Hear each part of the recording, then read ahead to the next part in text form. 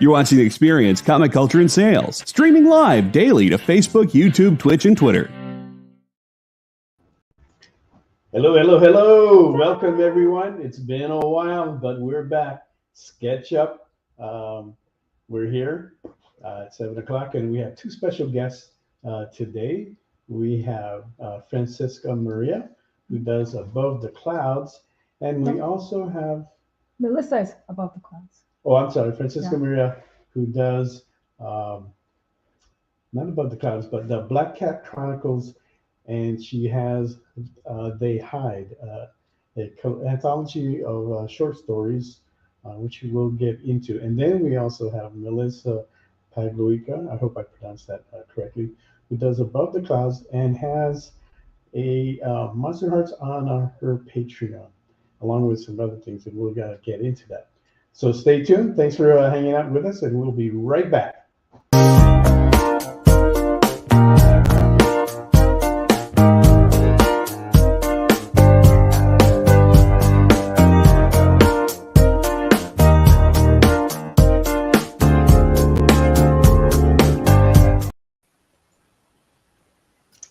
Well, hello, everyone.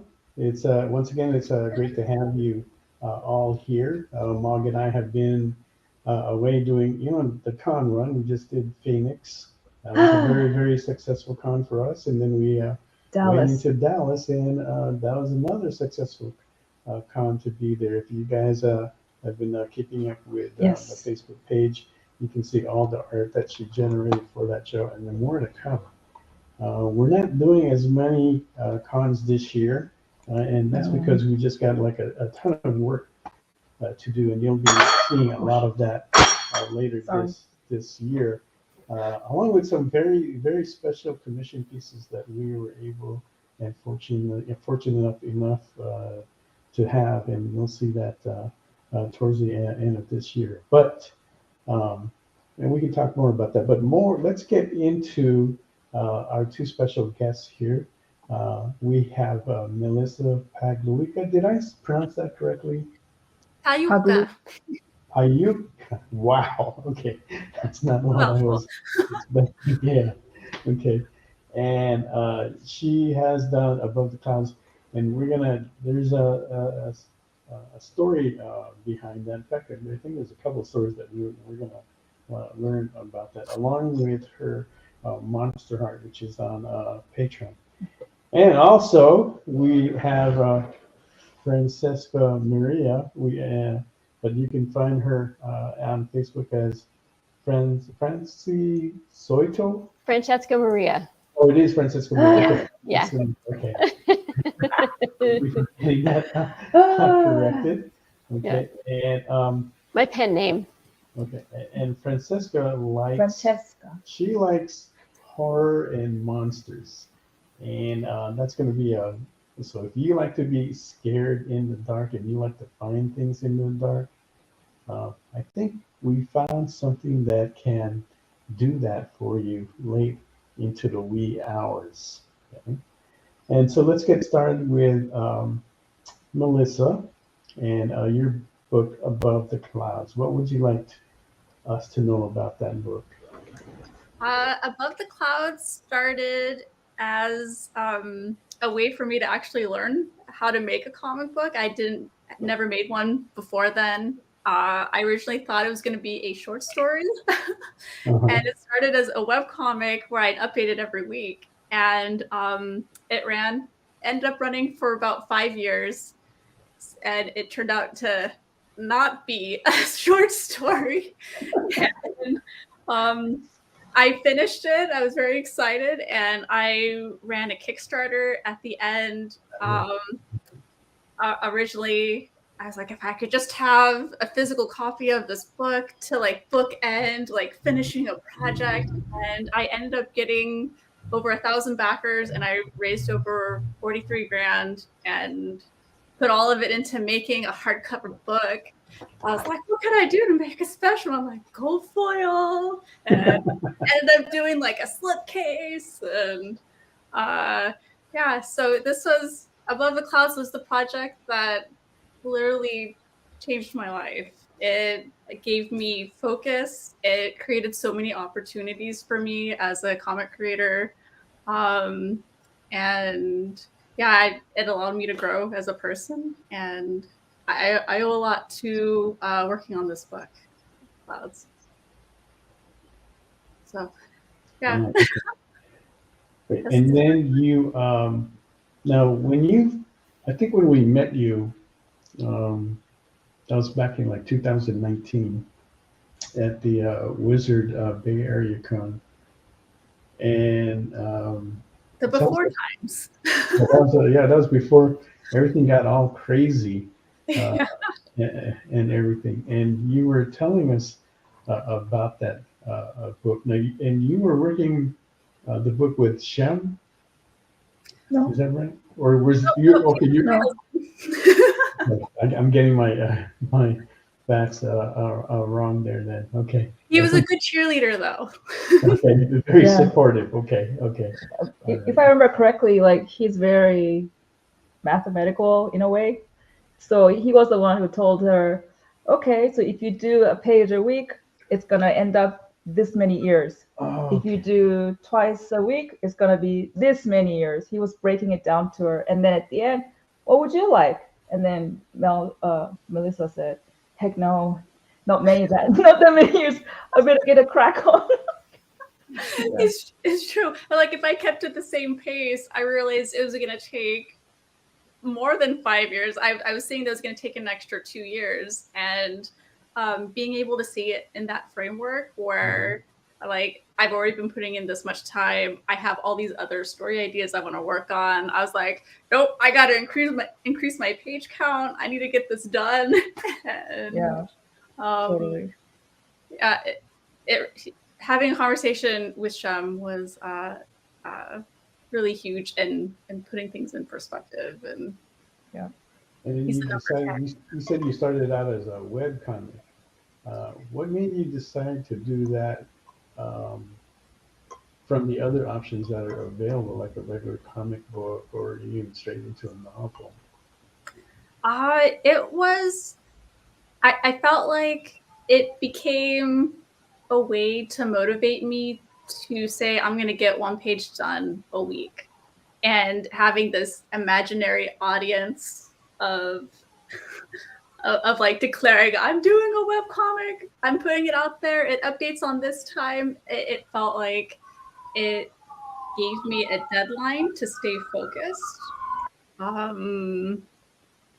And To have those little like short goals where you could just like put it up as you went. Is that? Yeah, well, I updated it every, what was it, Tuesday, I believed. And then when I increased my page count, I updated it 2 times a week. And as I finished a chapter, which it was between 24 to 30 pages a chapter, I would print them as a floppy, and then I would bring them to conventions. So not just as a webcomic, but a good way to update and help build an audience there. And then I would bring it to conventions. And conventions was a great way to slowly build up an audience for the book over the course of those 5 years. And I really contribute that to having a successful Kickstarter. Was I brought people to the platform who were interested and had been following along all those years. Yeah, and then you also did a good job because you did reach the 43K. I think what Mel was trying to say to you was, I think he was asking, were you always wanted to be like some kind of comic artist? Is that why he spurred you on for this? I think was that what you asking? No, I was just trying to figure out why the web. Yeah, why the webcomic? Yeah, because there's different options now. Right? Yeah. So it's always interesting to see what the writer or the publisher decide what route they're going to go. Right. Mm-hmm. As we've done this and we've talked to other people, some still go the regular route of going into direct comics. You know, they'll go ahead and put it in their previews and have the retail stores in order. Mm-hmm. And then they may put it up on a Kickstarter a year later. And that format is kind of nice because you already have your product. It's already finished already. And putting up on Kickstarter is just a way of getting more to expanding your audience and exposing your product to more individuals and getting word out there. Yeah. Then there's the other way. Some people do it in reverse, where they will put it on a crowdfunding campaign like Kickstarter, Indiegogo, or what have you, and then they will, at some point in time, they will put it into previews, maybe along with another publisher. A common publisher that they'll use is Antarctic Press. You know, so they'll put their book there, so it'll get into the retail stores, but also by then the work is also finished. You don't have to worry about trying to meeting that diamond deadline. You know, you're ready to go and roll once the orders have all been turned in, right? So there's that, and there's a couple of other options too, like Melissa has gone with the webtoons, right? And there's not many that we've met that have gone that route with the comic creatives that we've been associated with. So it's interesting to hear her take on it, on why she went that route. Now, during that same year that we met Melissa, but we also met Francie, okay? And we were fortunate enough to do an appearance at her store, and we had a great time there. We still talk about that. The amount of people that came out at a short notice to the appearance with Mog there, and people just had a great time. We were having a great time. I think we were supposed to be there from like 10 to 1 or something like that, and we stayed longer than that because we were just having a good time, and we didn't mind. People were just coming up there and talking to Mog about like Game of Thrones and the art and stuff. So it was like a fun time, very momentous event there. But now, since then, Francesca has gone through some changes, and now she's writing. And I think we kind of felt that when we were there at the store, that you had this itch to write, and then we kind of like lost contact a little bit because of things were going along. But then we started seeing on our Facebook pages some of the stuff that you were putting up on there. I said, "Oh my God, she's an author now." And that's when I told Mike, well, if she's doing that, then we should try to get in touch with her, and this will be like a good time to catch up. And I was thinking like doing a store appearance, but then we found out that you and your husband retired. We did, yeah. And how long has that been now? So my husband and I co-owned a store in Northern California called Black Cat Comics from 2002 until 2019. I'm sorry, 2021. And it was very successful the whole time. Yeah. And we loved every minute of it. COVID, though, like it does for, I think, a lot of us, made us reevaluate some things. It wasn't COVID that shut us down. We were able to move online and do curbside pickup very quickly. We actually had a booming business during COVID, to be honest with you. But it was that idea of like, do we want to do this for the rest of our lives? Do we want to be in retail for this next chapter? I'm going to be 50 next year. Do I want to still be behind a counter at a register when I'm in my 60s? And so we always thought about moving down to the coastline and seeing if we can make a go of it down closer to the beach. And so lo and behold, we went looking for places, and we found this beautiful place in Pacific Grove, California, and we're just about 4 blocks from the beach. We jumped on it, we moved, and unfortunately it was too far away for us to commute and have that retail business. Because when you're a small business owner, you got to be there at the drop of a hat. The alarm goes off at 3 a.m. You got to be there in 10 minutes. And so we tried to find a buyer for the store, but was unsuccessful. So we ended up liquidating the inventory and then renting out the space to another retailer, a non-comic retailer. So that was back in 2021.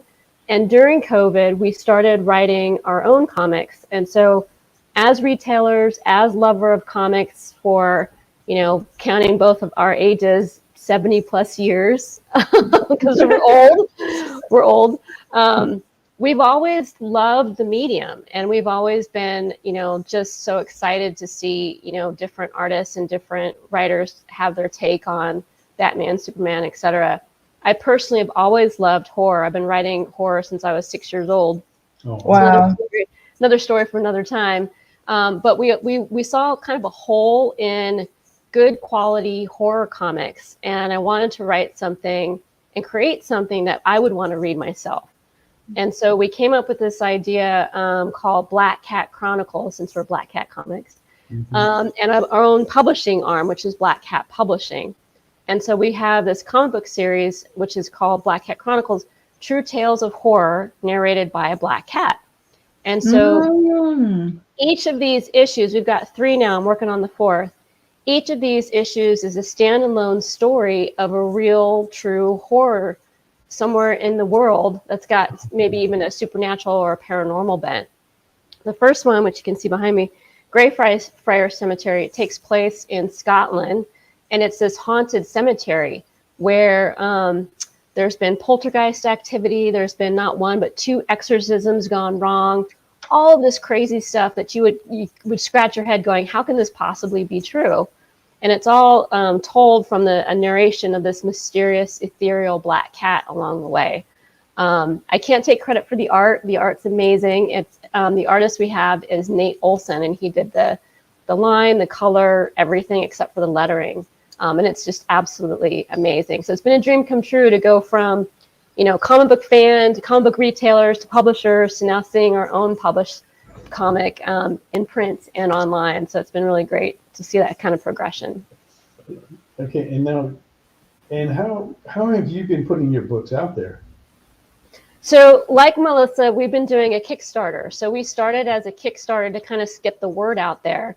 We already had a really good customer base from our store. And so we put out the first one while we still had a retail store. And so it sold really well. We also sold it to all the other local comic book stores in the area to kind of get the word out.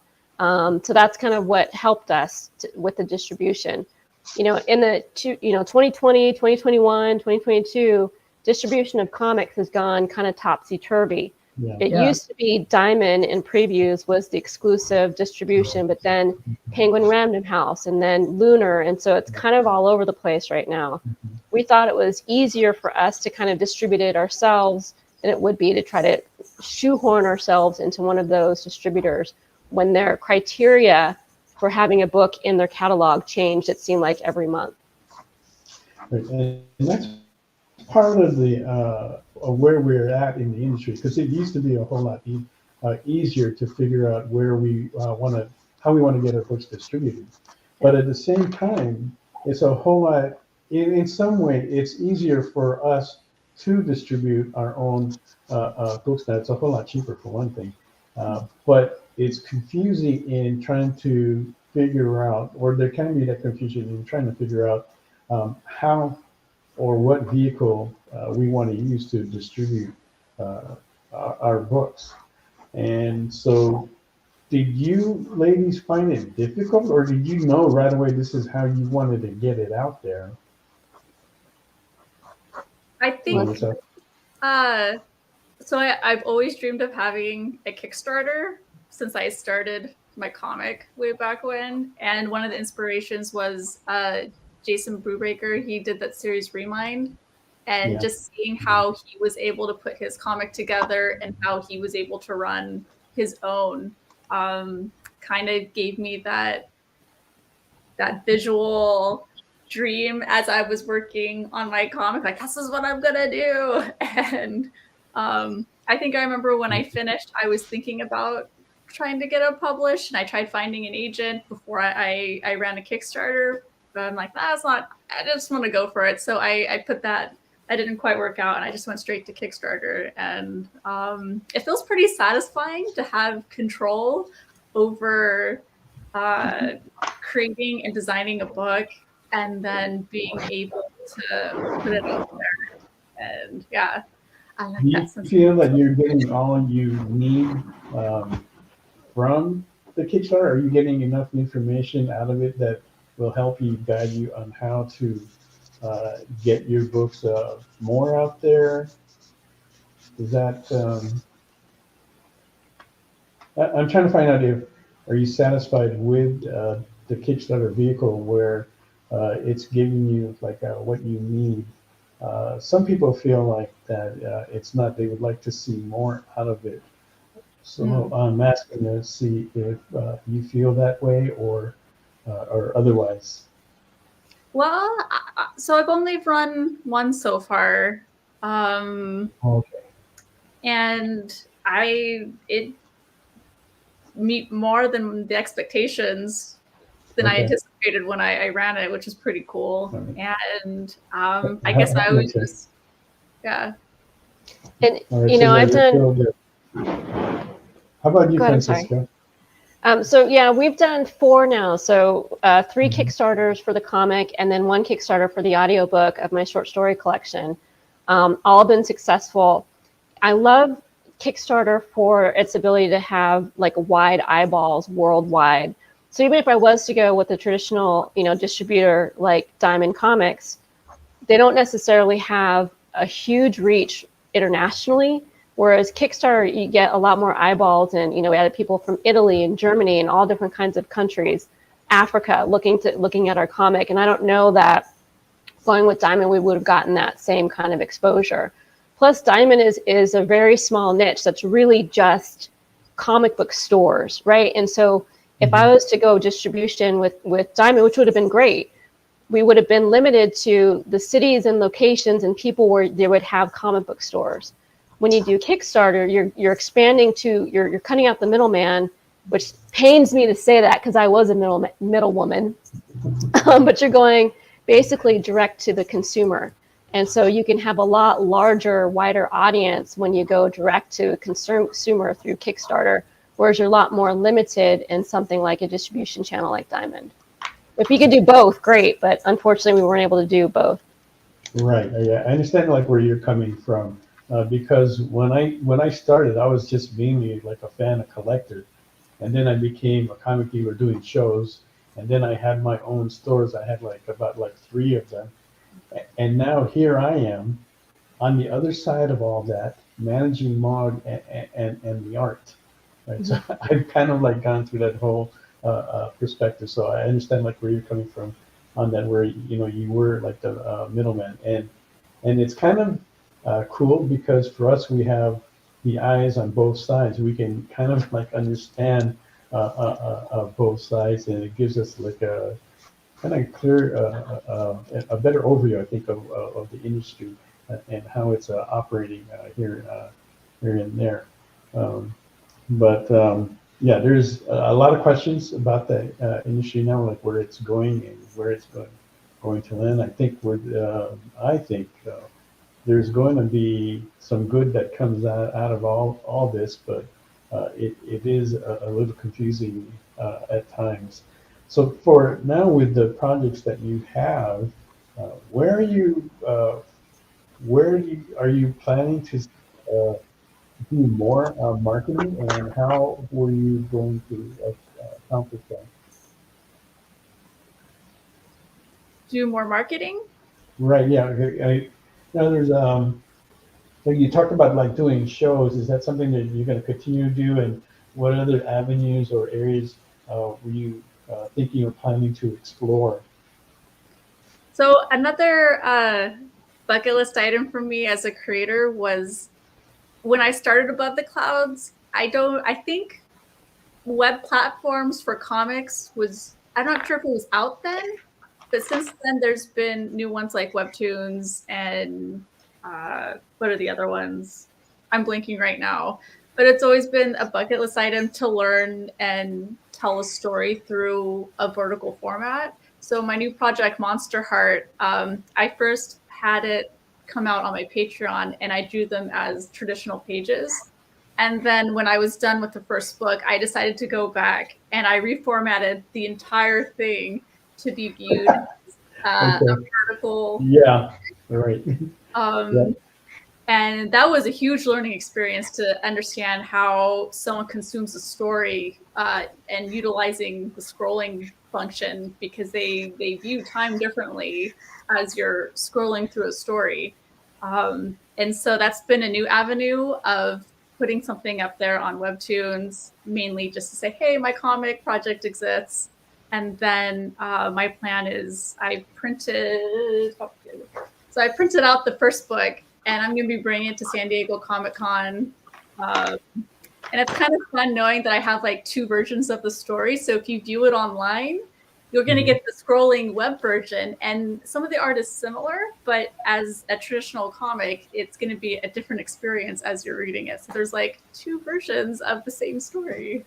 And so that's something new that I'm it's interesting. Excited about. And because of the 2 different styles of the format, the way how you position your panels and the way how you transition is going to be different. So there's that challenge, and they can change the story if you just leave it in the one format. But so that's interesting that you are tackling that. But I have heard about people having to do that. I think that will be a real pain in the bottom for that. Was that hard to do, Melissa? Well, I did it. So my intention was always to print it first. So I planned the pages for a print version. And then I thought it was easier then to take the art that was already created and then reformat it for a vertical format. And there were times where I went ahead and created some new art in between certain transition scenes. And I figured that'd be fun little extras if they read it online versus if they get the print version, just to help with some of the transitions. But I don't know, it was a lot of work, but it was a lot of fun because I felt like it pushed me as a creator to think about how someone as a viewer experiences a story. And I'm hoping what I've learned from doing a web version will help translate in creating new stories. Even for my traditional work, it'll help push me to understand how people respond to a story being read. Francie, in your Kickstarters, I haven't looked at yours, any of yours, but how everyone is offering so many gimmicks, variant covers, and so forth. Is that something that you're trying to do, or are you holding back from that? How are you doing any of that, and what are you doing to create the excitement in your Kickstarter? Yeah, it's a great question. We did think about that, and having like a different artist for variants is like a stretch goal. But ultimately, when you go through Kickstarter, there's a lot of really great tutorials about what to do and what not to do. And one of the great things that I took away from our very first Kickstarter and reading the lessons about how to do Kickstarters was that make a stretch goal, do something that you already plan to do, just, like cardstock cover, something that's simple and easy, that's not going to break the bank, that's not going to increase your costs, that's not going to, change really the nature, but give something that's just kind of up the quality and the value of the book that you're releasing. And so we did think about variant covers, but we ended up not. So one of the things in the most recent Kickstarter that we did for the 3rd issue, Invasion Antarctica, is the stretch goal was an additional story. So I did another, research on another kind of shorter historical horror story and added that like a 1-pager, so like a bonus story. So we experiment and we take feedback from our customers each Kickstarter and see what they want to see. We've done bookmarks and stickers, and I do Zoom chats and different things for each issue to kind of gauge what the interest is. And so far, everyone's been liking all the different things we've been adding to it. Fantastic. Then, I had a question on the top of my head here. At the end of the Kickstarter, your very first one, okay, were there issues that popped up that you were not aware of? It's a good question. I think, I come from a market research background, so I did a lot of research before we went into the Kickstarter, and I watched a lot of the Kickstarter videos and tutorials. So I don't think there were any big surprises. One of the things that I learned beforehand, and I'm so glad I didn't do this because a lot of people get kind of screwed when they do, is not offer physical shipping internationally, because that can sink your cost. You might say, oh, it's like an extra $3 to ship worldwide, when actually it might be $16 and your comic that you're selling is $5. So that was one pitfall that I was able to avoid by, watching the tutorials.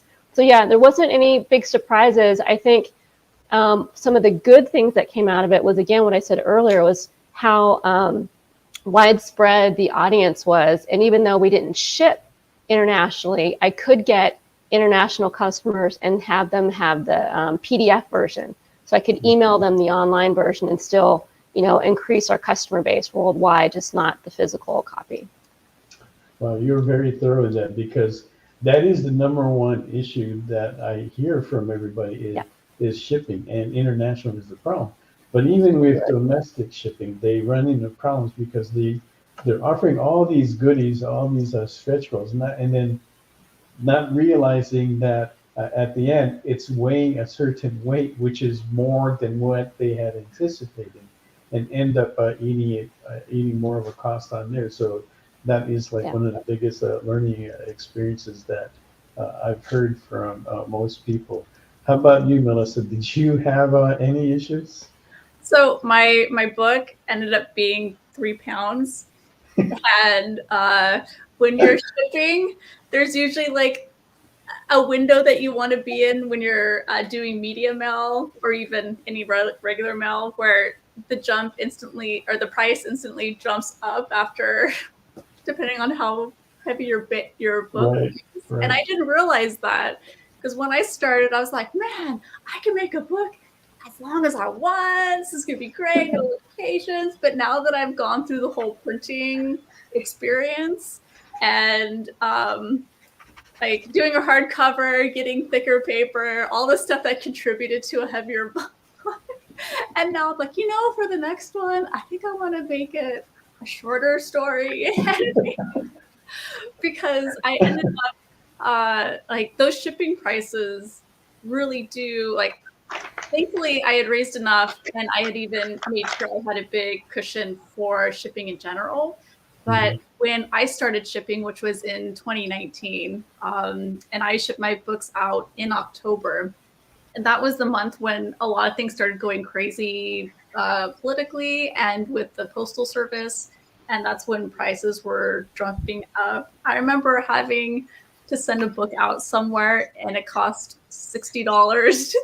And I didn't want to pass that on to the backer, because I didn't prep, for the expectations of paying past a certain amount. And so I ate the cost for some of the books that I sent out. Wow. The shipping sometimes gets ridiculous. It does. Like to Canada, right? Just to mail a single comic book is so much more than the book itself.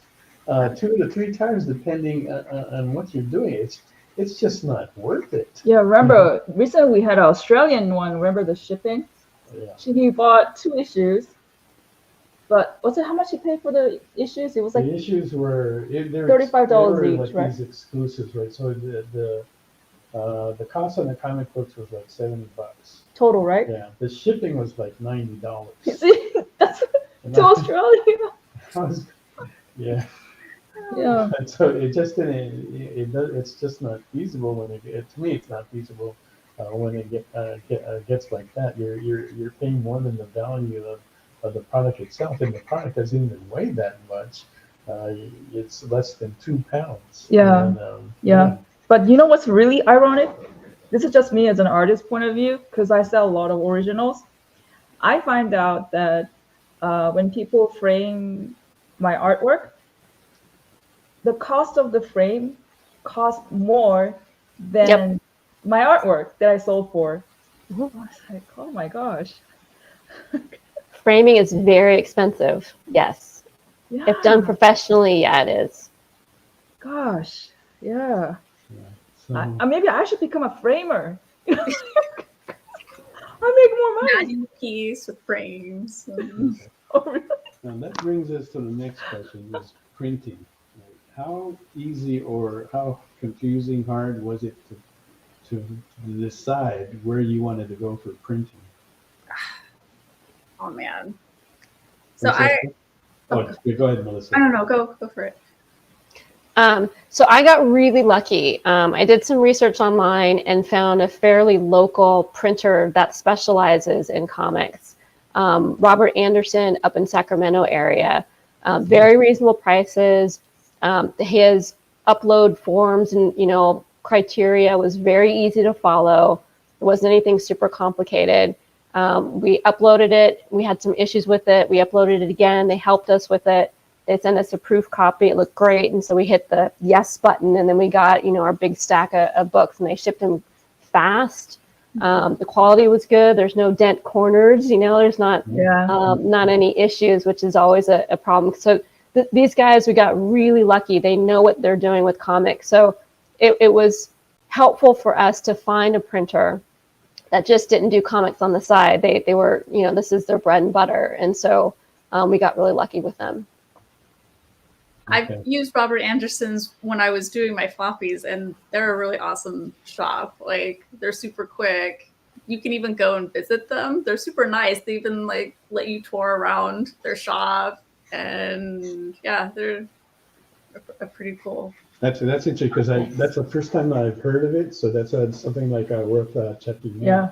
Right. So at this time we're going to go to break, but before we do, let's just say hi to some of the people that we see here. Like Stevie B, great to see you again. Woohoo! Next Issue Stevie. Podcast. I don't know who that is, but I guess we met you in Dallas. Great to have you on here. I think it's the guy. Which guy? The one who drank across us. With the beard? At Dallas? Yeah.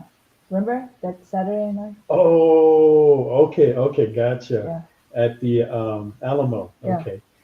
Kenneth, good to see you there as well. Thank you guys for coming and joining us tonight. And on that note, we're going to be back with Melissa and Francesca, and we'll be talking a little bit more, and then kind of shooting the breeze and see what else is going on. Oh, before I forget, Mog, what are you drawing? Dr. Doom. Okay, Mog is drawing Dr. Doom. We're going to start this off really cheap. $50 is the starting bid. Okay.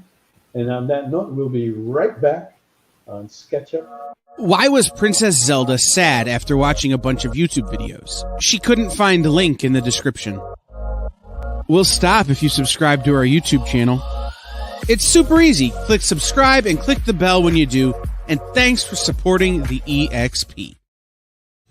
You just finished the last episode of your favorite news show, and you just have to talk about it. But all your friends are ghosting you because of that incident last week at the buffet. Oh, you know the one. What you did to that chowder. Ugh. Keeps me up at night. So what do? Join writer Dan Wickline as he breaks down all your favorite pop culture media. Whether it's a review of the latest nerdy TV show or a dive back into the history of your favorite comic characters, Dan's ready to discuss all the hottest topics live. Join the conversation as Dan live streams Tuesday through Thursday at 5 Eastern, 2 Pacific on Twitch, Twitter, YouTube, and Facebook. The Dan Wickline Show on The Experience, Comic Culture and Sales. Did you know that across America there are over 2, maybe even 3 live stream producers who can't even afford Mountain Dew? Take Brian here. Brian has gone 2 weeks without a sip of Red Bull. If it goes on much longer, he may take a shower and get a real job. Situations like this are as tragic as they are preventable. Join The Experience on YouTube and gain access to special emojis and members-only streams. For less than a cup of coffee, you can keep socially awkward hermit people working from their parents' basements where they belong. Scan the QR code on the screen to join. You'll be glad you did.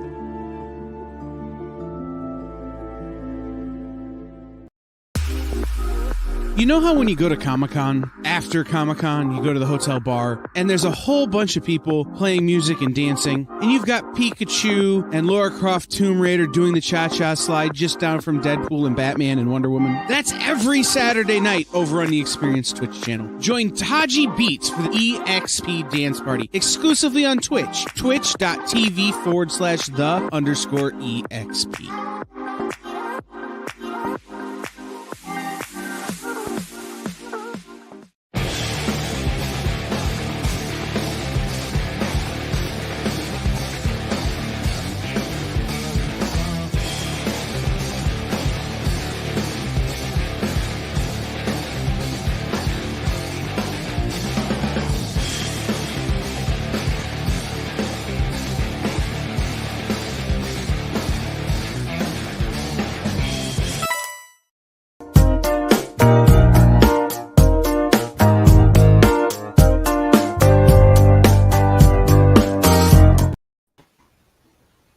All right, so you see me sitting like this. We're back on SketchUp. Is it a little louder, your voice? Yeah, can you guys hear me better? Let me know in the comments. That's the reason I'm trying to lean more into Mog's mic so that way everyone can hear me better. But, so it looks a little odd for me, but I'm going to give it a go here. You look good. You're still lounging. Yeah, I'm still lounging. Stevie. I love your comment. Love your comment, Mog. If you get into framing, you won't be going to cons. You'll be. I become a con. 15 to 20. Always a smart mouth there, Steve. Yeah. Thanks for that. Also, I think Melissa. I keep saying, okay, Melissa dropped in late. So you should tell her. Like you can draw. Like we auction the drawings off. Like anybody, even Francie, you can draw too. It's no. If you guys want to draw and join in. No one wants to see that. No one wants to see that. No. I'll buy your drawing. I want to see your kitty drawing. And let's see, this is JD saying Mel, the rakish man of leisure. Yeah, even like whenever I don't know if you do this intentionally, Mel, but whenever you in a group setting outside, like a dinner or whatever with friends, you always everybody kind of like leans in and talk, but you're the only one who just leans back like this, and like what you're doing exactly. And I like to relax. If the conversation gets intense. Then you'll see me like sitting up more forward and leaning in. But even when not really, no. When it gets intense for me, if I think that way. That's when you get into a fight. You have to punch the person's face. No, then that's not a conversation. SketchUp with Mog and Richard Simmons. Okay, what is Richard Simmons? Richard Simmons was he did the we call that the underwear commercials for Fruit of the Loom, and he was great then. Okay, so and he kind of filled the part back then, but then after that, he became kind of like a health nut because this was like going through the 80s, and so he started having these classes and stuff on aerobic workouts, and he got pretty thin doing that. Oh wait, but not sure what happened after that. Like curly hair. Yeah. Yeah. He kind of has a high pitched voice, and he's kind of like weird, like funky, quirky. Yeah, he's like that. Yeah. So, but we haven't seen him. I saw him because people were curious. I saw like a clip of him, and says, "Where's Richard Simmons now?" Okay. And he's okay. He's happy. He's in a mansion. But what he does, he's so caring that he's kind of like political now. Like he would go and talk in front of Congress and saying. He's like, let's have more exercise for children, and he's very passionate about it. And what he does is, every morning, he would call the people that actually signed up for his show before a long time ago, right? And he would call them personally and say, "Hi, I'm Richard. Are you doing okay now? Like, how's your health?" Like, he checks up on them. He's so sweet. Oh, wow. Yeah, nice he cares. And he writes notes. He has a list, and he'll go and rotate. He'll cycle and rotate. Yeah. Hello, Richard. Hey. It's Hola. been a while. Good to see you here. Yeah, Richard hails from Wisconsin, is it? I believe. Yeah, from Oh, and his motto mhm. was you do exercise because it's fun, like a Yeah. dance, not Yes. because it's Yeah. grueling or something. He wants it to do it out of joy, like Right. in your Yeah. heart. Yeah. His thing Yeah. was that he wanted to make it like a Yeah. fun to do, and so he always carried like a He, happy smile yeah. when he did it, and trying to make and he used to help like a lot of people that were really really overweight Yeah. and, Yeah. and motivate them and really Yeah. to try and reach their goals. That was one of the speech he did. Was it wasn't like let's push PE more. He was trying to put let's put dance Yeah. where people can really enjoy Hmm. and feel good about themselves Right, too. right. Yeah. So you're Yeah. doing something that you like Yeah. and at the same time benefiting from it. Mm. Yeah. So that was the thing. But they asked like, why did your son disappear and all that? It's like, just he's so extroverted. He kept giving and giving and giving and giving and giving. He never really paid attention to himself. So he's forcing himself to be in the house and just introspect more and calm down a bit and focus more his care on like small amount of people, so he Mm. doesn't get overwhelmed. Yeah. Yeah. Yeah. I mean, even for us, when people reach, we want to help. We want to help whenever we can, because I honestly believe in like giving back and all that. But there's you trying to balance that out with work and everything, and trying to do as much as you can. It can get over taxing at times. So you have to pick and choose Yeah. what will benefit who you're trying to help or the organization that you're trying to help. Yeah. And so we have that kind of like worked out now. Um, and we always try to like give back to the community. There's certain things that I don't like. I don't ever want to charge for a signature. I just don't feel good about that. And okay, that's a way to one way of how we can give back. I need to friend you. I thought I did, Huh? Who's what? Richard. I'm gonna have to double check on that, but we've known each other for like a while already, and it's amazing that we haven't met yet. So I'm looking forward to that. I'll have to see about that. But guys, for anybody who's listening, the original Black Cat owner, actually owners, Francie and gosh, I forgot your husband's name. I'm sorry. Mark. Mark. Hey, Yeah. where's Mark now? Is he okay? What's he doing now? Yeah, he's good. He's not in at the moment. He's working a different job right now. Okay. So and then. Oh, who's this? She made she said it was kind of cold when I was gonna make a show, like appearance at her show at her comic book store, and we were worried, and she said it's gonna be outside, and I thought, oh no. But then when we went there, it was the best, beautiful setup I've ever seen. It was so artistic. Nice. Yeah. It was just shockingly artistic. Like, whoa! It's like I don't know, like the Taj Mahal of the tent. I was like, what? There's like, I think she put like tinsels or something around, like she was like framing it, and there was like candy, and there was even music. Like, oh my gosh, I felt special. I've never felt Well, so. you are special. Oh no, you're special. I've never So- felt so beloved. I love doing design, and I love making our guest artists and writers feel at home and welcome. So want to create a good space for you to feel comfortable, to showcase your art and get you out of the cold. Yeah, and I didn't feel cold at all. Good. Yeah. I don't know why. Maybe because we were just like too We were busy so happy. talking to everyone there. We were so happy. Yeah. That was pretty cool. Francesca, can you share with us one of the stories, or give us an idea like what one of the stories are in your Sure.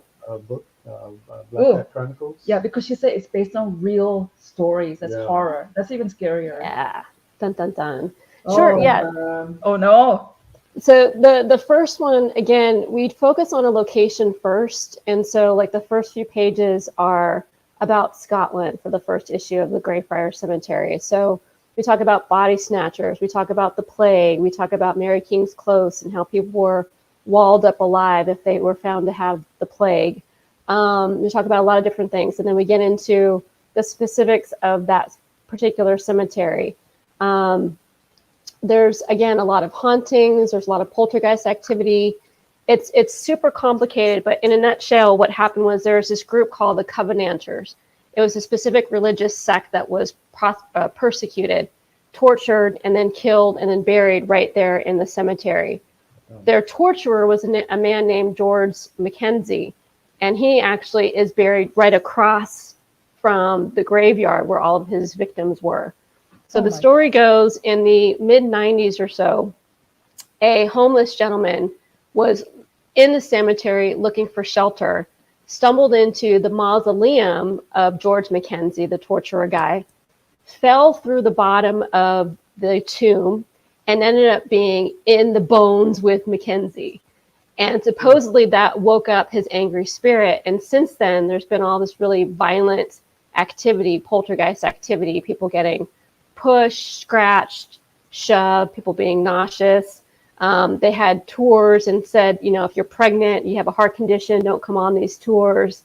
They invited the local vicar to do like a blessing and actually an exorcism of the grounds.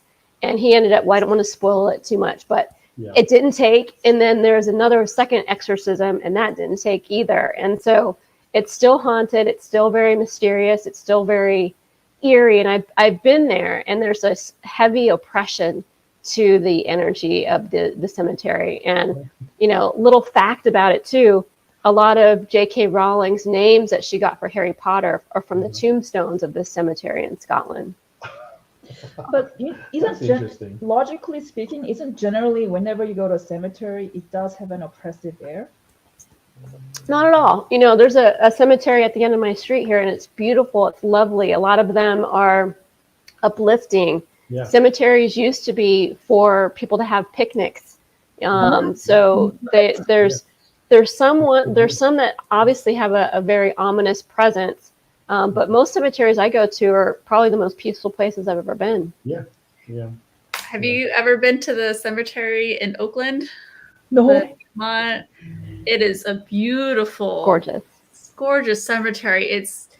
You don't even realize how huge it is until you walk in, and then you're like, oh, I'll just go over this one hill. And then you realize that there's like all these other hills that you could like walk up and winding paths. And you see people like jogging and walking their dogs through the cemetery.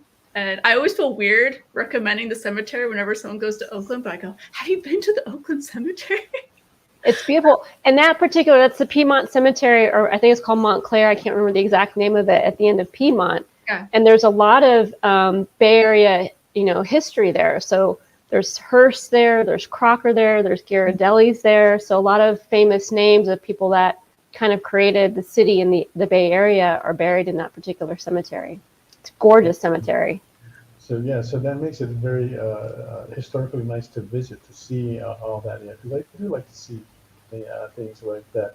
There's a cemetery that we went to go visit in Puerto Rico, and it is gorgeous. I don't feel the oppressive feeling here, but I feel like I'm walking in an area that's filled with art, because they like to put statues on their cemeteries, and they're gorgeous. Some of them are small, some are, and they come in like different sizes, and you'll see that they're like there's angels or just maybe characters of them or something that they like, and it's I think as we were going through there, it was hard to not stop at each one and take a picture just for that, with the beauty alone.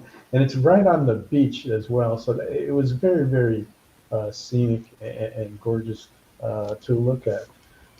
My parents, they both have passed, and they're both buried in the Veterans Cemetery in Hawaii.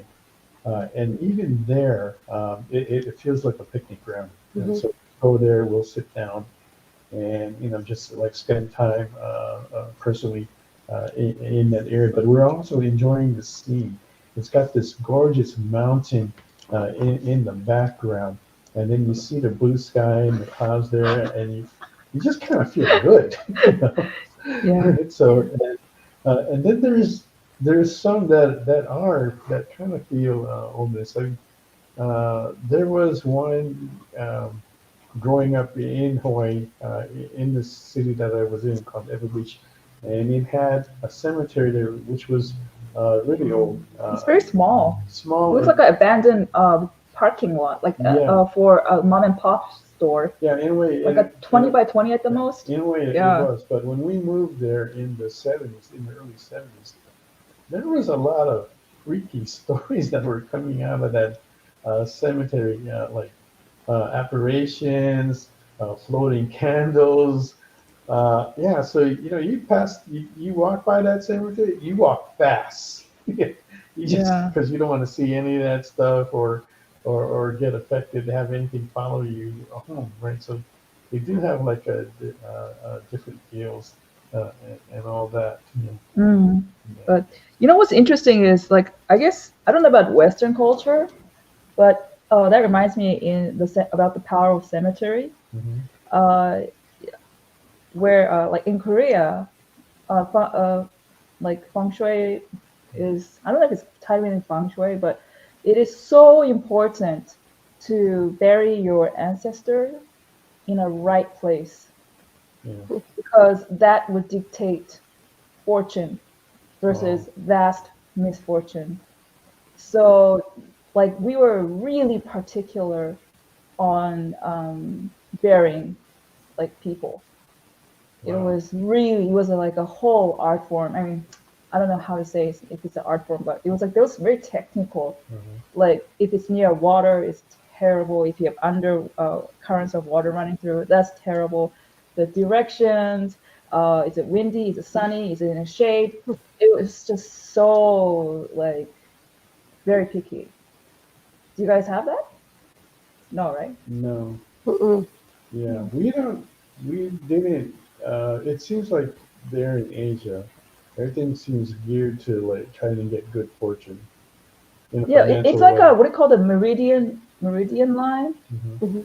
Like it's like they believe that the meridian line inside the body is also extended outside, like all the nature around. It's all Uh-huh. connected with some kind of invisible meridian line. And if you somehow bury or do something or even make a house on that specific meridian line, it could give you tremendous fortune or bad, it depends. So they were very keen on reading the meridian lines, which is similar to acupuncture, if you think about it. Acupuncture is about reading the Yeah, meridian line. right. And so they believed that outside the body, there's also a meridian line. Mm, mm, So yeah, okay. it's Yeah, kind of pseudoscientific, I would say. kind of interesting. Yeah. Okay. And I saw it in the message, but you have a bid on your piece already for 50. I do? Yeah, and God, I forgot who it Oh, it's was. break time now? Well, not yet, but Oh. um, Oh, that's so funny. Steve said, outside people are dying to get it. Oh, it's kind of morbid. So that's yeah, why it's a morbid joke. I yeah. get you, Steve. It was funny. But yeah. And then who was it that put the bid on there? Oh, Oh, that's Steve. Stevie B. Stevie. Ah, okay. Yes. Well, there you go. Thank you, Stevie, for you're always in there putting making that bid. And if you we're going to try to make it a little bit easier to get some of Mog's art. So starting next month, we come back on July the 13th, I believe. Mhm. Right, but for a while after, once we come back, Yeah. uh, one of the pieces that Mog will be drawing on the paper, sketchup, will be given away free. Right? So Woohoo. all you have to do is just send your name, and then write your name in, and at the end of the sale, uh, pull it in, we'll see your CD in, so just pay for the shipping, and then it's Yay. yours. Right? So we'll make it easy for Mhm. you to get some of that. And it's not gonna, it'll be the same quality as to like what you, and, we want to thank you all for staying along with us. Are you guys hearing me okay? Am I talking loud enough and towards the speaker?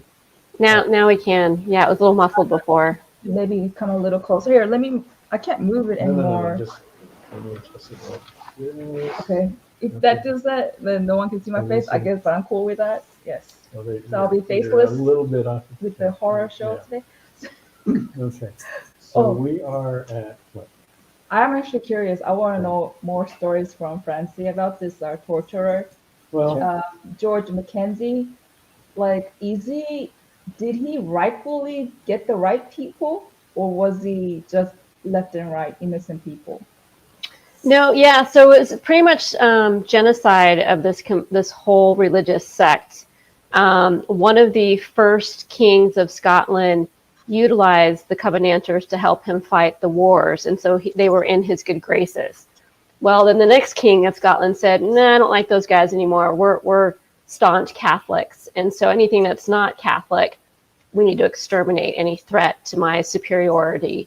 And so for one king, they were heroes. For the second king, they were villains. And so George Mackenzie was given license to completely exterminate that whole women, children, men, that whole group was just annihilated. Wow.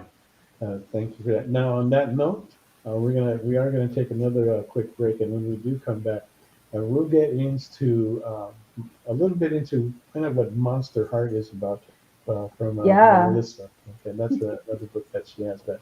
So thanks again for hanging out. We will be right back. Did you know that every experience show, including some exclusive content, streams on Twitch? Check it out, twitch.tv/the_EXP. Or just scan that QR code. Did you know that across America there are over 2, maybe even 3 live stream producers who can't even afford Mountain Dew? Take Brian here. Brian has gone 2 weeks without a sip of Red Bull. If it goes on much longer, he may take a shower and get a real job. Situations like this are as tragic as they are preventable. Join the experience on YouTube and gain access to special emojis and members-only streams. For less than a cup of coffee, you can keep socially awkward hermit people working from their parents' basements where they belong. Scan the QR code on the screen to join. You'll be glad you did.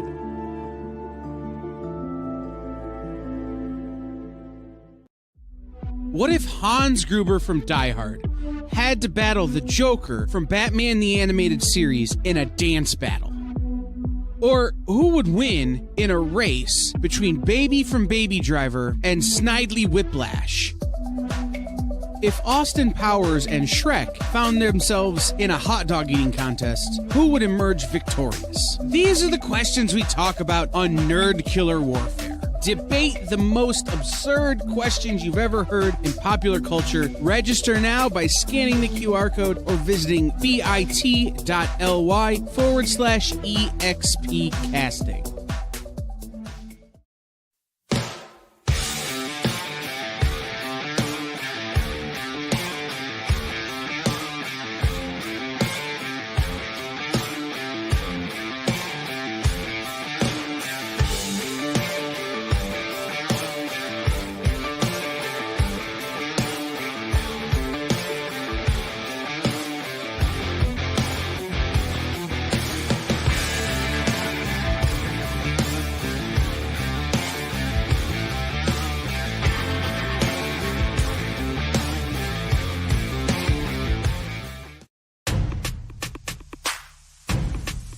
Go follow the experience on TikTok at @the_EXP1 or scan the QR code on the screen. Our TikTok is like everywhere else we are, except you only have to deal with us for a minute. Seems like a win-win to me.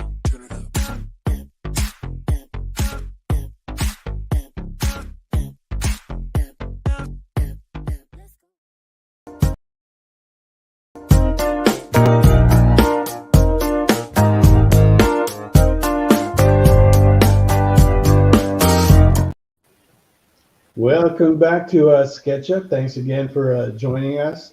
If it gets to a point where you guys can't hear me too well, let me know in the comments so that way I can make that correction. I'm trying to lean into the mic as much as I can without leaning like too much. I don't want to fall over. But yeah, let me know about that. Um, and if you didn't, if you're just joining us now, I did announce that we will be giving away free artwork from Mog when we come back July 13th. Our special guest then is Pat Shan. Um, and we'll be talking with him about the projects that he's on. Right now we have Melissa and Francesca. And Melissa, tell us about your other book here, Monster Heart. Monster Heart started during the pandemic when we're all stuck in our houses, and Zoom became a big thing. I think they were allowing you to use it for free. And so me and a bunch of artist buddies would meet up like every Wednesday and keep each other sane as we would draw during the evening. And we started talking about like, what if we had this shared world? And we just started going like having fun talking about drawing. And during this session, I started drawing this character that I thought would be really fun to create a story for. And so I would say thanks to this drawing group that I started working on this story. And I think it was towards the end of 2020 that I realized I wasn't getting anything done. Just mentally, it was so hard to work on anything. And so I'm like, you know what? By the end of 2020 in December, I'm just gonna sketch out a story idea, and whatever it is, I'm just gonna go for it because I need to be working on pages. And so I kept to it. I sketched out like a 68 page. At the time it was 64 pages. I got it all in at the end, and then I just started at the beginning of 2021, just like working on the lines. And so the premise of Monster Heart is amidst monsters and mayhem, a bounty hunter discovers her true family and uncovers the dark secrets of a city's past. So in Monster Heart, it follows this character named Robin who her latest target leads her into this dangerous city known to be inhabited just by monsters. And she unbegrudgingly gets sucked into this community of monsters who need her help. And so sort of the theme of the story is about finding your found family and understanding like, what does it mean to have a home? And also surrounded by having fun. I wanted to draw monsters and strong women with swords, and there's dragons. All the things that help kind of keep me sane when I was stuck in the house. Huh. Do you like horror though? What was Are you that? a horror fan? I do like thrillers, and I love the that anticipation of feeling fear for a character of what they're going through, and like, are they gonna live? Are they gonna survive? I'd say usually when I watch horror, I have to watch it with other people, but I do like Del Toro, like his sense of monsters and how he brings them to life. I would say more that fantasy aspect of monsters that I really enjoy. And yeah, very different from Above the Clouds, which was very colorful and more all ages. Yeah. I just wanted to do something different, go more in like the urban fantasy That's route. interesting. Your style is very not horror like at all, I would think. So the color palette alone that you use is very pastel. So I'm guessing for this one it's gonna be a lot of black and white, and I mean a lot of dark color. No, I'm not sure. Yeah, the like Monster Heart. Where did I set it down? Somewhere. Because the artwork there is similar. It's still kind of similar to Above the Clouds. Yeah, I think as an artist, your personality sort of comes through in the color palettes that you choose. And though I may be going in this thematically darker route, I think I'm still keeping true to, I tend to like more of the subtle colors, softer, and I think I'm going to see what I can do with playing around with that color palette and this story. And yeah. Okay. So yeah, but you have like total control in there. Francesca, how much influence do you put in on your artists to get the feel or the ambience that you're trying to get in your storytelling? Yeah, it's a good question. So the art direction that I do, so the scripts that I write, I spend more time in the art direction than I do the actual dialogue for the Black Cat and for the storytelling. So I'll visualize it in my head, and I've had like weekly chats with our artist, Nate Olson, to talk about the mood. I mean, he knows it's horror, he knows it's dark. I'm like, go Bernie Wrightson, and so he gets that. And that with Jay Lee's kind of color palette is kind of what we're going for. And so it's been really easy to communicate with Nate because he understands my aesthetic, and he'll show me some of the sketches, and it's like he got into my brain and just pulled exactly what I had envisioned out. It's pretty amazing, actually. Is he the first artist that you used on your books?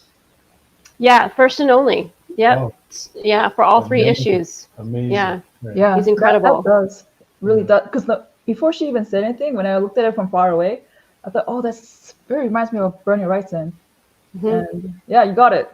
If I could tell, yeah, you got it. Yeah. Yeah, he's amazing. Yeah. It's a very welcoming cover as well. I know, the kitty cat. You got the kitty cat there, the black cat, the gates opening. Yeah. Come in. Come inside. Let me give you a tour. Everything's just fine here. No. But speaking of COVID, because Melissa said, you said you were like so motivated by 2020. You were saying, "Oh God, this is bad." But what about for you? Were you like that too? Yeah, that's actually where my short story collection, They Hide Short Stories to Tell in the Dark, that's where that came from. That's my COVID baby. So I grew up in a haunted house. And so at the age of 6 years old, I started writing as a way of dealing with my fears, facing my fears, writing about horror so that it kind of helped me face the real horrors that I had in my day-to-day life. So when COVID hit, it was another sense of being in a haunted house. I was terrified. There was a lot of unpredictability. And so I went back to what I used to use, which is writing horror as a cathartic way of writing about my fears and channeling that out onto the page. And it helped actually calm down my anxiety. Believe it or not, writing about horror made me feel less fearful because I can control the characters. I can control the setting. I can control the outcomes. It gave me some sense of control in 2020 when there was basically nothing I could control. Our shop shut down. We had to lay off all of our staff. We didn't know what our income was going to be. We didn't know if we were going to live the next day. And so, writing these short stories helped me process a lot of that unknown and then gave me some sense of completion when it was done, but also the sense of empowerment as well. Oh, that's interesting. Oh, man. That's so how long did you fascinating. live in that haunted house? Yeah, the haunted house. So, like, I knew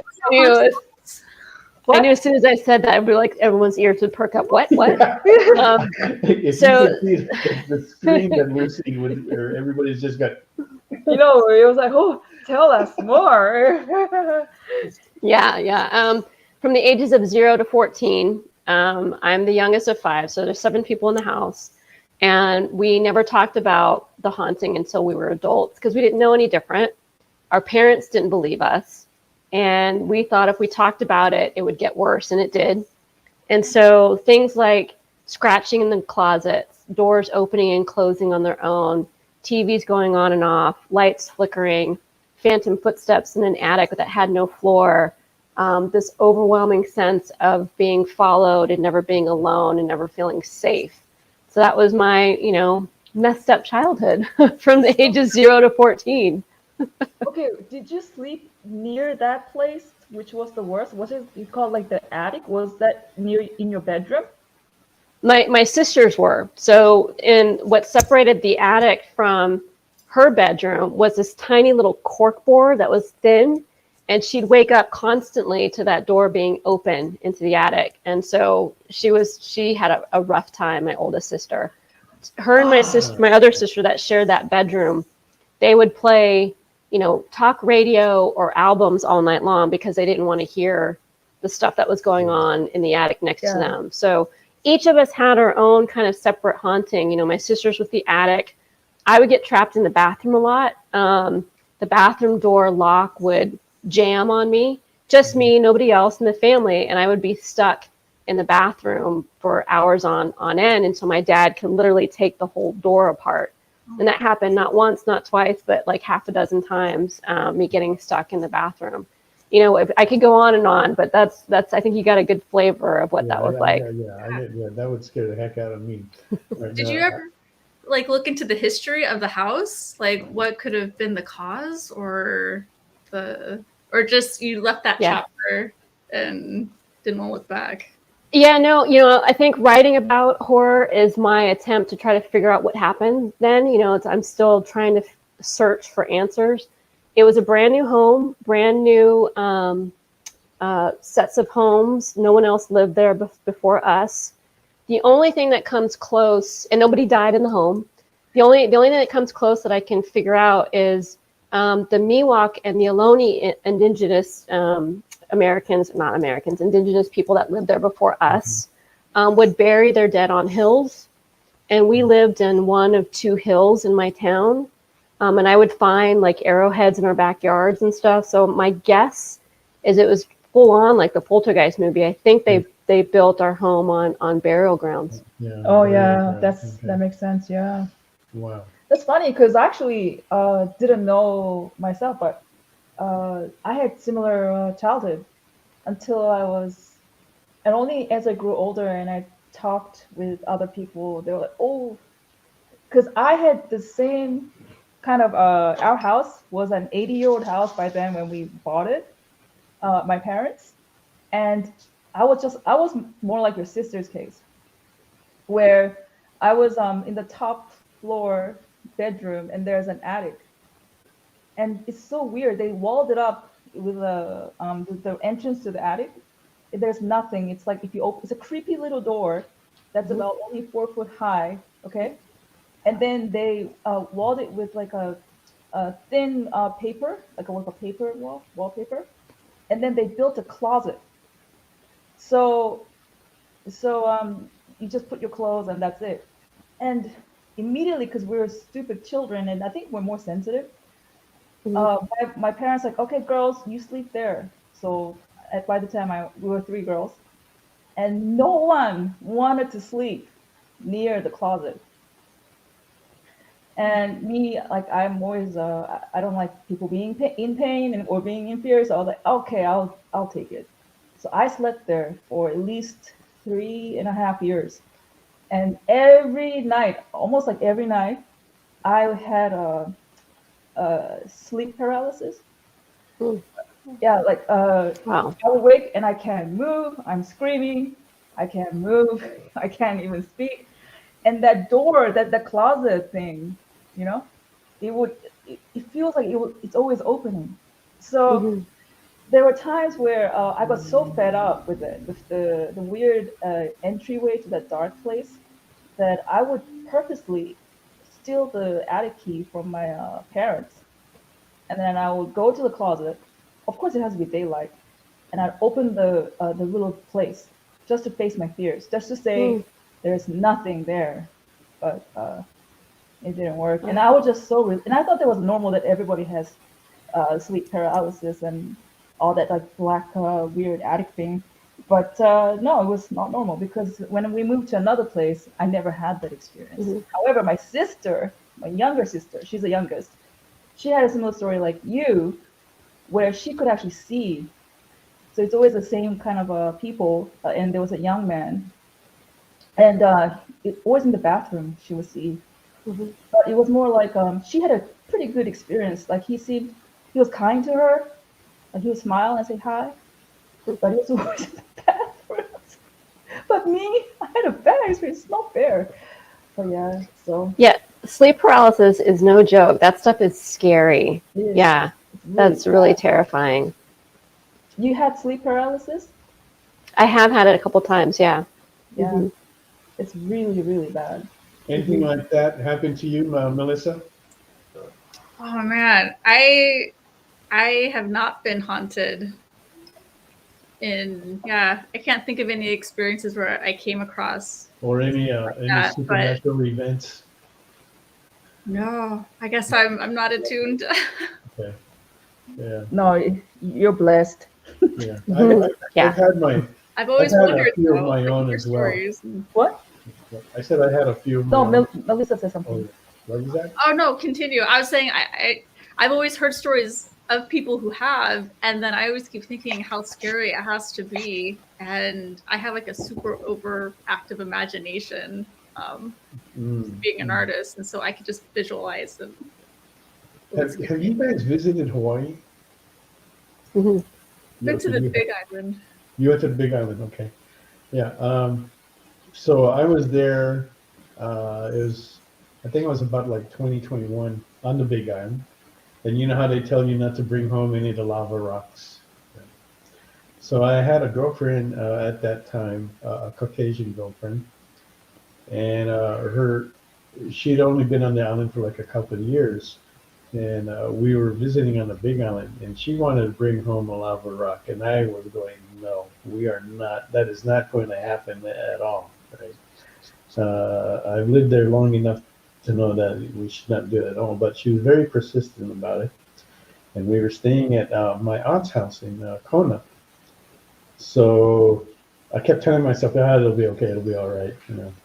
So I'm sitting, I'm the last one that's up. Everybody's gone to bed. I'm watching, I think it was like Jay Leno at the time. And I decided to go to bed, right? And this is during the summer.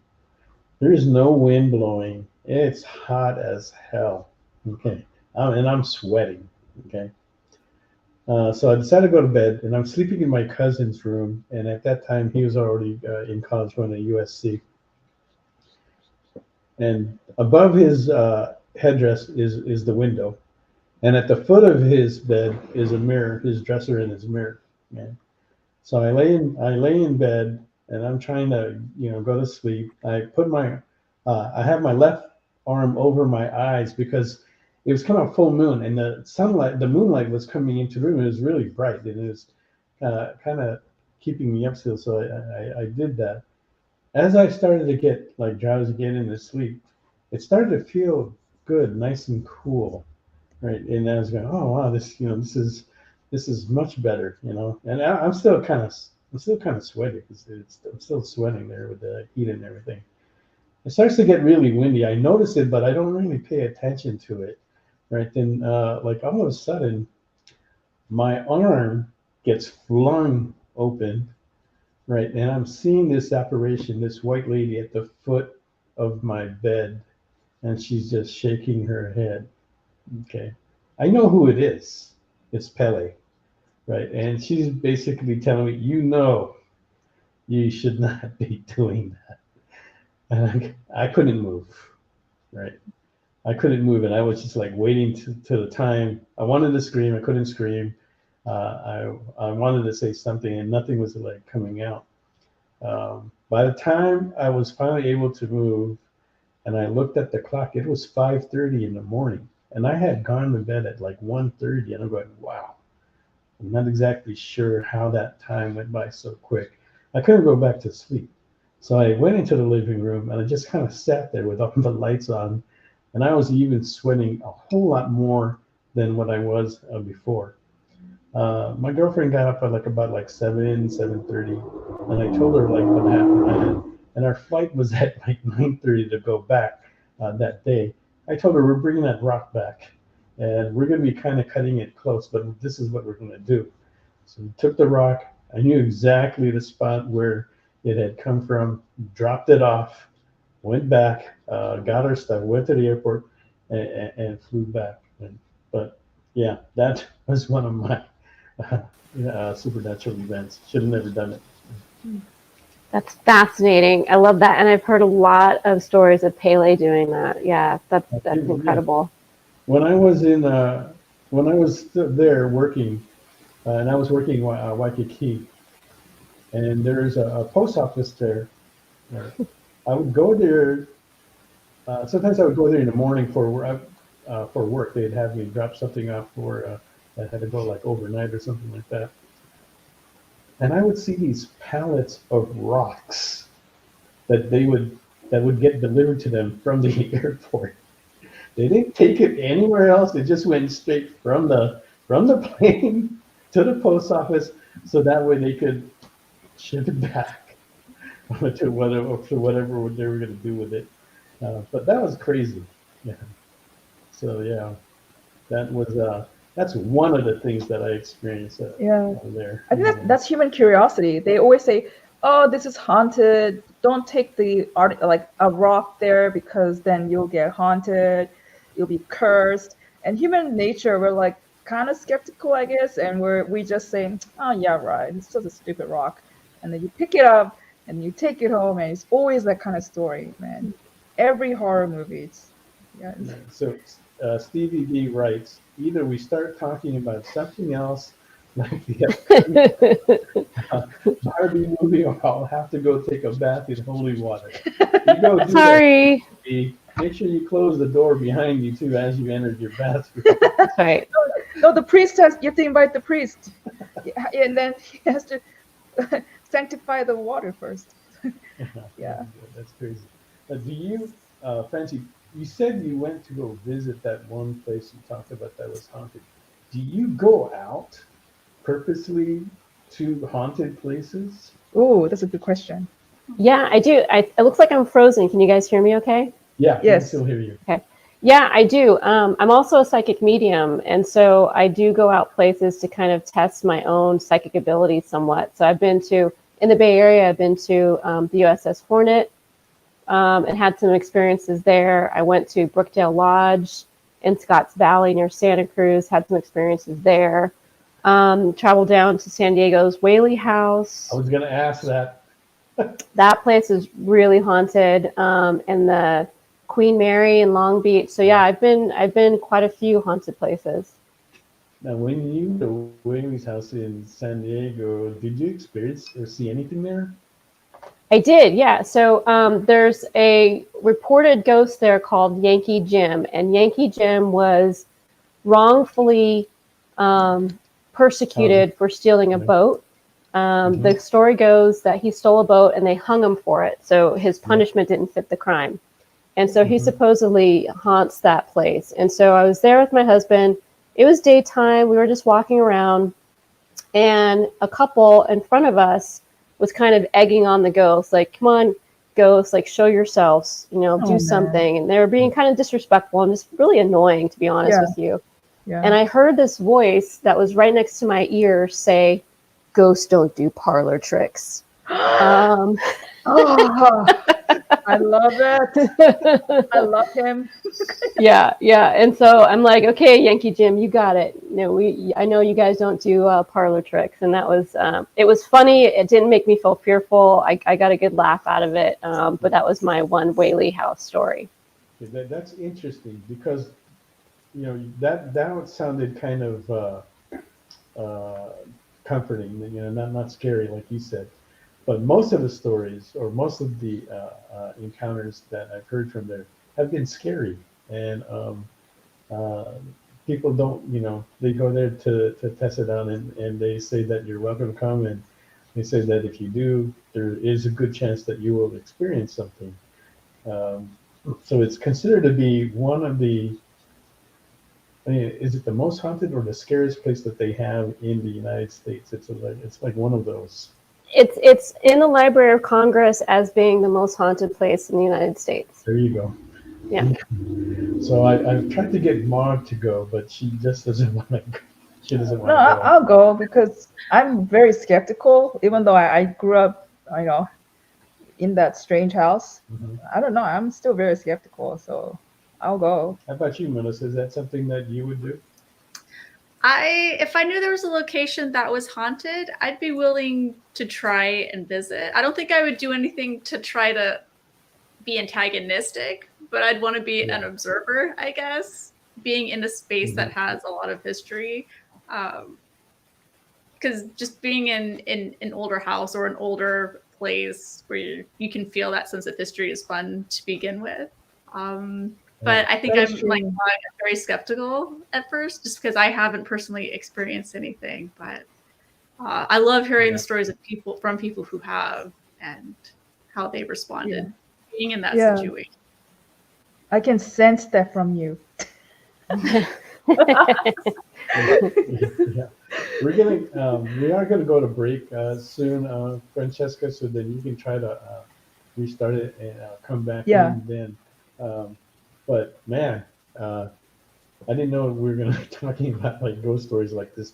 I feel like barbecuing some marshmallows. I know. Anyway, so like I said before, we'll be right back. And I'm not sure exactly where we're gonna go from here, but we'll see.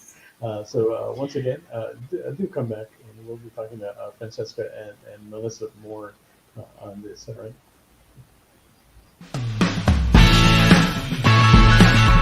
Join the party. Head over to our link tree to find all the links for everywhere the experience is all the time.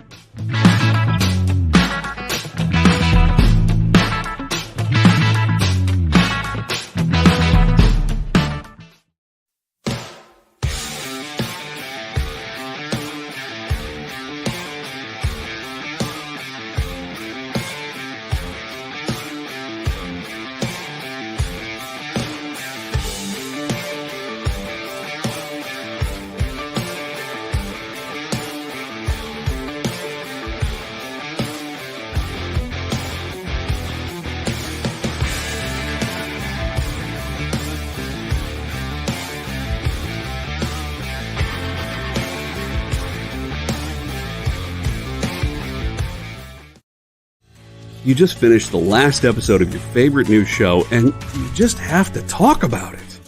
But all your friends are ghosting you because of that incident last week at the buffet. Oh, you know the one.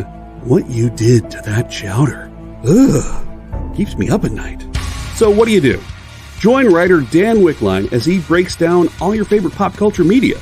Whether it's a review of the latest nerdy TV show or a dive back into the history of your favorite comic characters, Dan's ready to discuss all the hottest topics live. Join the conversation as Dan live streams Tuesday through Thursday at 5 Eastern, 2 Pacific on Twitch, Twitter, YouTube, and Facebook. The Dan Wickline Show, on The Experience, comic culture and sales. Programming on the EXP is made possible by viewers like you, or your local comic shop, or that Kickstarter you backed, or the publisher you like, or comic industry professionals who want to share a message with the world. Really, anyone who wants to advertise with us can. If you're interested in seeing a product you know and love, or are creating, or are publishing, or are involved with, advertised here on The Experience, and having your message shared with our viewers, please reach out by scanning the QR code below or visiting our website and using the contact form.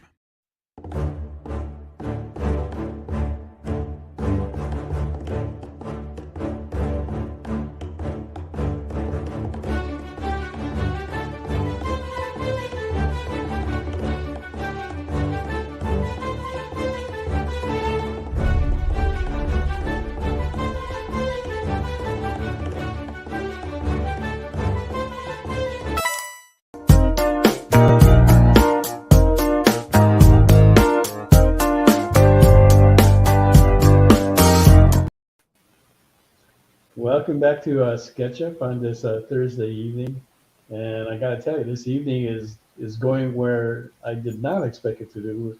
We're talking haunted and ghost stories here.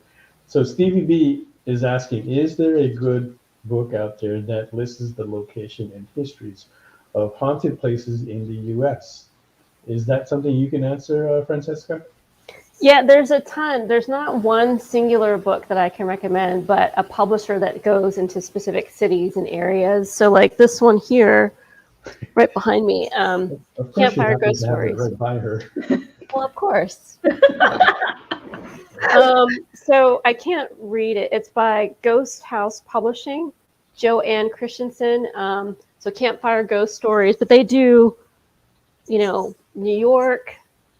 They do Arizona, New Mexico. They kind of tackle it area by area, and so I've got like 16 of them here. So there's those, but you can find those, those big hardbacks too at like Barnes and Noble. They'll have, Haunted Heartlands or Haunted Southwest or things like that. So all of those are fun. Wow. I love the story. You gotta read the story, Mel. There you go, Stevie B. It's not one book, but there's 16 of them that you can get into. But the one after that, it's See, I Thought Once the Camera, that one? Yeah, this is from JD. He goes, see, I thought the camera was fixed. We'd see a skeleton and find out that Francesca died 50 years ago this very night. She's actually an apparition. Right. Yes. Stayed. We've got the first ghost on TV. Hey. Ghost on film. Yeah. But speaking of a ghost, amongst the stories that you've researched that was real, was there ever a story that was not attached to a place but attached to an object? So if anybody takes the object, they will get affected. Not yet, but I have seen a lot of stories like that. Our second issue is about a town that goes missing in Alaska. And the third issue is about weird stuff that happened in Antarctica during World War II. So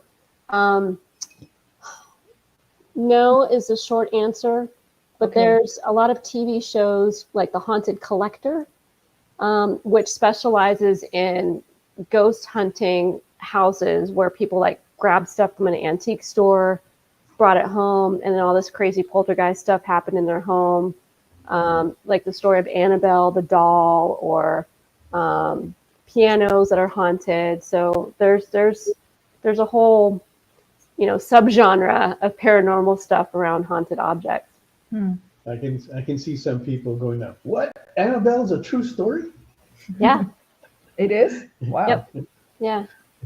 Some people didn't know that. They just thought it was like a spin-off or something. That's why. That's why, Francesca, we met this one of our a fan of art collector, and his wife collects Barbies, and so far she has collected 500 Barbies. God. And then it's gotten to a point where she took the entire guest rooms and she walled it up, her whole boxes of collection with the dolls, so you can see the dolls. So, but unfortunately, whenever her son, they're all grown up now, comes over to sleep, he has to sleep in the guest room. And he hates dolls because he's freaked out with their eyes. Mm-hmm. So whenever he goes there, he begs the dad, like, Dad, can I switch rooms or something? Like, I can't sleep here. Yeah. There's just too many eyes. A grown-ass man, he's like, I can't do this. The dolls, they creep me out. Yeah, I would feel the same way. I don't feel good with things like that in the room. Like dolls? Really? Yeah, just they're creepy. Dolls are creepy. Huh. Yeah, I wouldn't feel comfortable with that at all. Those dead eyes staring at you all night long, never blinking. God. Were you a Barbie collector, Melissa? A what?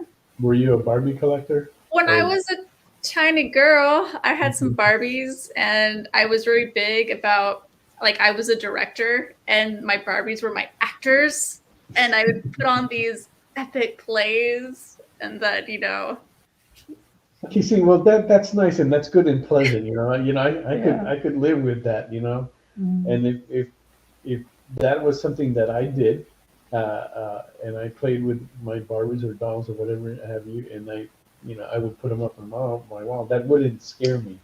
Yeah. But it's like going into somebody else's place where somebody just has those dolls in there and they're just kind of lined up. It's almost like feeling like an army of something that can get ready and be upon you at any unexpected moment. But isn't that kind of, Hypocrite. I mean, kind of strange, contrary to all the collection of action figures you have. Yeah, Okay, are action okay. figures different? Exactly. Like, for instance, I have mine on display behind me, just staring at me as hell. Yeah, okay, Yeah. yeah. I think, and I'm not sure if I can put my finger on it, but I'm going to try. Okay, with action figures, they're not wearing real clothing. Not like these dolls And are. not Not real like these, hair. Like, yeah, or their hair isn't, they're plastic. Everything on them is plastic. so now I'm waiting for a horror story to come out where an action figure is haunted. Well, okay, so we wanted to go watch, what was it? It We was wanted to go funny. watch Avatar 2. Avatar. It's We were going to go hilarious. watch it for our second time. Yeah. And somehow I bought the wrong tickets. No, Okay. she misunderstood. So The what happened lady was somehow I ended gave up us with the the wrong wrong. tickets, and I could not get it corrected.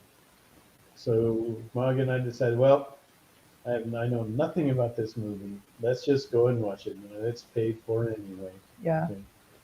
So we were sitting down watching this movie, and the name of the movie is called Megan, right, which is supposed to be a scary I didn't know. horror I didn't know. story about an AI doll. And but horror movies, when I watch them, they're more of a comedy for Yeah, me. it's funny. So I ended up laughing through most of it. In fact, I was the loudest one there, laughing. No, both you and I, we were rooting for the other people because we kept Yeah. laughing. But nobody said anything to us, But Yeah. so they, I don't know if they enjoyed it or not, but it was a comedy for me, and that's how most of the horror movies are for me. Not all of them. I do enjoy some of the good horror movies, like Halloween when it first came out, uh, Alien when that first came out as well, sci-fi horror, and what else was the other one? Like 13 Ghosts. How about you, Francisco? Have you got a favorite horror movie? I don't have a favorite, but The Exorcist came out the year I was born, so that one holds a special place in my heart. And then, all of Jordan Peele's recent, so Get Out, Us, Yes. and Nope were just incredible. Yes. I just watched Barbarian a few weeks ago, and that was just like classic horror, suspense, monster. It was just everything. So there's a lot of really great horror coming out right now these days. Wow. Okay. We should watch that, Barbarian. Yeah, I'm gonna have to check into It's good. it. Yeah. Not for the faint of heart. Okay. What's the premise? No, I don't know. I want to know. Airbnb gone wrong. Oh no. No, I can Mel, play on all no. sorts of fears. There's already so many fears having an Airbnb. Dude. Oh boy. That's like the one you like to watch. That is a good one to scare Mog with, because Hostel. Hostel. Yeah, Yeah. the other You used one. to like watching Hostel. Yeah, I did like watching Hostel. But Airbnb is a good one, because a lot of times when we do travel, we do end up staying at an Airbnb. Yeah. And seriously, literally, Melissa's room is getting darker and darker. It is. I know, I don't have good lighting. I keep trying to push it around. And it was strange because Francis had a frozen screen all of a sudden, but we could hear a disembodied voice.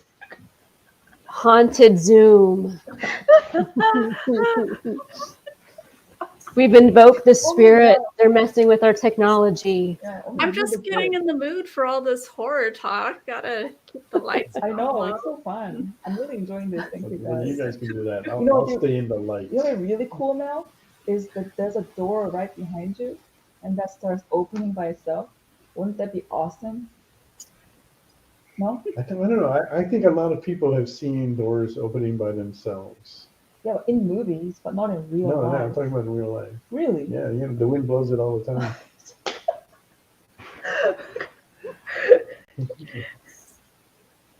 Yeah. Oh, you actually had another haunting. It was actually an object. Yeah. Yeah. Yeah. So let's see what happened is okay. Your brother. Yeah, my brother was I think we recently just moved back to Hawaii. And I was in my brother's room, just kind of like looking around to see what he's got in there, looking at his pictures on the wall, because he was kind of like a photographer then.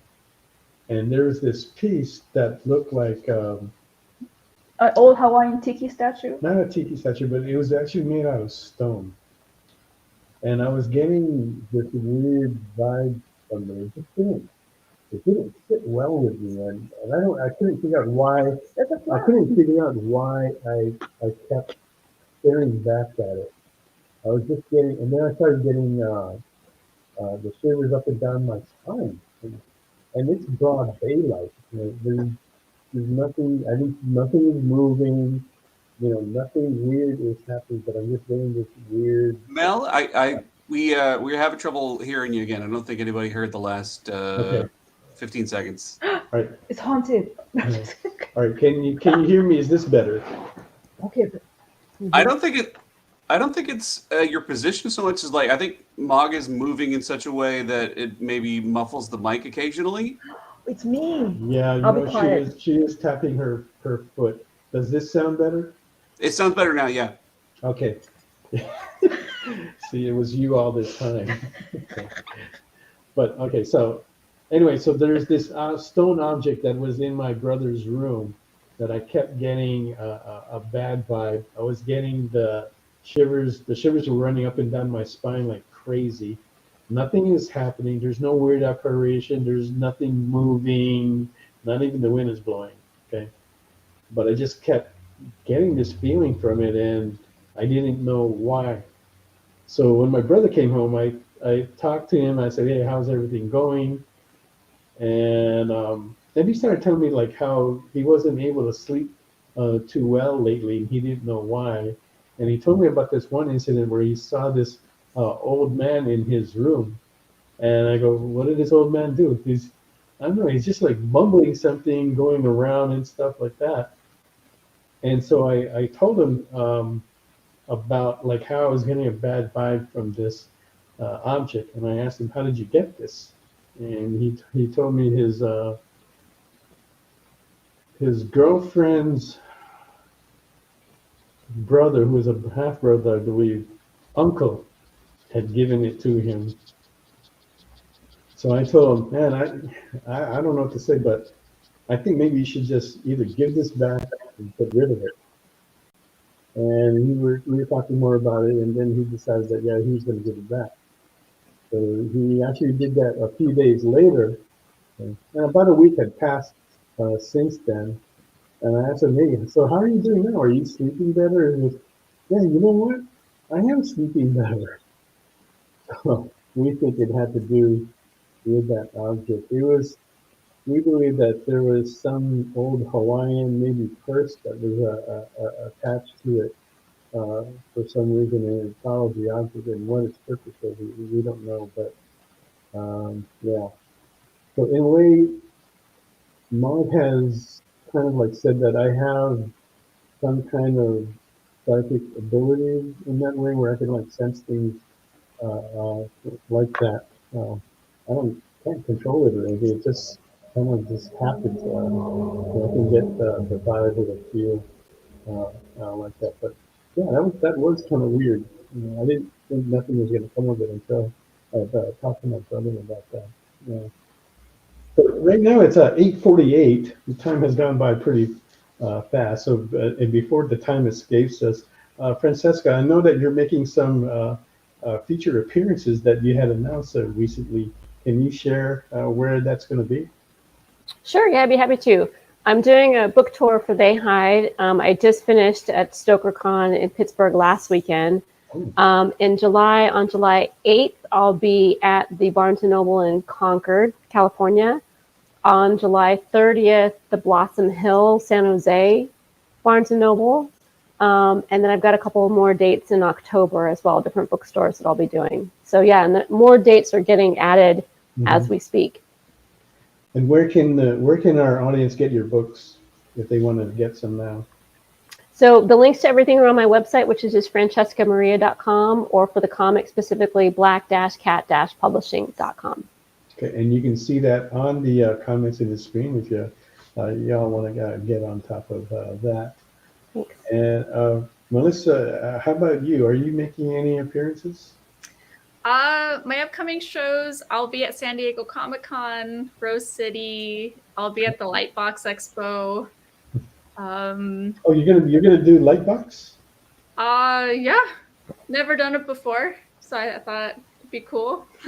Wow. Okay, that's interesting. We haven't done the Lightbox, and we attended the other one. I forget what it was called, but it's the one that started up before Lightbox. They're very, very similar. Yeah, I think you're gonna have like a really, really good time at that one. All right. And I know you have a website. Tell us about where your website is and what can we expect to get from there.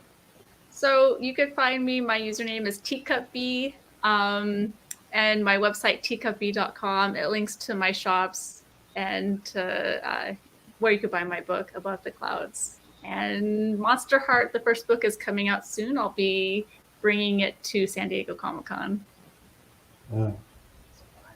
What? Okay. And Stevie B writes here, when I was little and watched The Wizard of Oz for the very first time, I had such a nightmare that night of the Wicked Witch that I haven't seen it since. Or do I drink Maxwell House coffee? Hey. I watched that when I was young as well, and the Wicked Witch was kind of scary, but I didn't have any problems going to sleep because she did melt. So yeah. I think he didn't get to see the melting part because he freaked out, so he stopped watching. Maybe. Yeah. So that's interesting. And Mog, Yes. where are you going to be? I will be in Denver, Colorado. Okay, yeah, well, she'll be at the Fan Expo Denver next weekend. And like I said, we're not doing too many shows, but after that, she will be at, they're doing a NorCal Asian Invasion, which will take place August 5th and 6th. And that is happening at what is it called again, Melissa? Digital Art and Entertainment Museum. There you go. The Digital Art and Entertainment Museum, which I've never been there, and I've only heard about it recently, and it sounds very interesting. They supposedly have all the digital games that has been made in there, and it's a place that is very educational and very supported in the community. So I'm really looking forward to doing that. After that, Mog will be at the when was it? The November, the Fan Expo San Francisco. So we'll be there for that, and then after that, it will be the LA Comic Con in December, which is Fan Expo San Francisco is the Thanksgiving weekend, and then LA Comic Con is the weekend after that. So those two will be back to back. So if you want to see Mom get some of her art, check out the new art that we'll have. You can reach out and take a look at those pieces are at the shows there.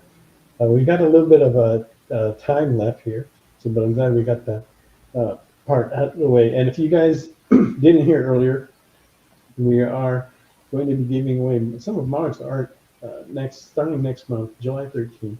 Pat Chan joins us on the show, and we'll be giving away. Not only will you be able to bid on art, but you'll also be able to get the free art as well. All we ask is you just pay for the shipping, which is usually $10. Right, so you'll get a nice piece of art that way. And we'll be doing that for a few months, so you'll have several chances to get that. Okay. Francesca, anything you'd like to say to end the show, or? Yeah, thank you so much for having me on. I had a great time, and sorry if it went a little too spooky for some of you viewers out there.